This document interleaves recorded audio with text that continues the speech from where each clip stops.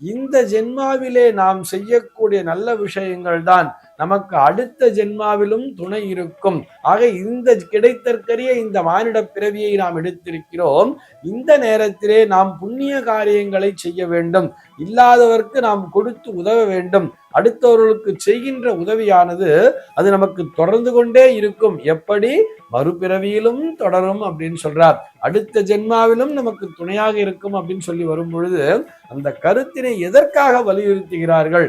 நாம் எப்பொழுதும் நல்ல விஷயங்களையே செய்து கொண்டிருக்க வேண்டும், புண்ணியமான காரியங்களையே செய்து கொண்டிருக்க வேண்டும் என்பதால் தான் நம்முடைய பாரத தேசத்திலே தோன்றிய இந்த தர்மங்கள், அதாவது இந்த மதங்கள், இந்து மதமாகட்டும், பௌத்த மதமாகட்டும், சமண சமயமாகட்டும், இவர்கள் மறுபிறவி கருத்தினை வலியுறுத்தி சொல்கிறார்கள்.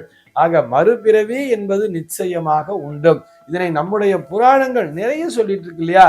இந்த கான்செப்டை நமக்கு புரிய வைக்கணுங்கிறதுக்காகத்தான் பெருமாள் தசாவதாரம் எடுத்தார்னே வச்சுக்கலாம். 10 அவதாரங்களின் மூலமாக இந்த கருத்தினை புரிய வைத்துக் கொண்டே வருகிறார் நமக்கு. இத்தனை அவதாரங்களை பெருமாளே எடுத்திருக்கிறார் எனும் பொழுது மனிதர்களாகிய நமக்கும் ஒவ்வொரு பிறப்பு என்பதும் உண்டுதானே.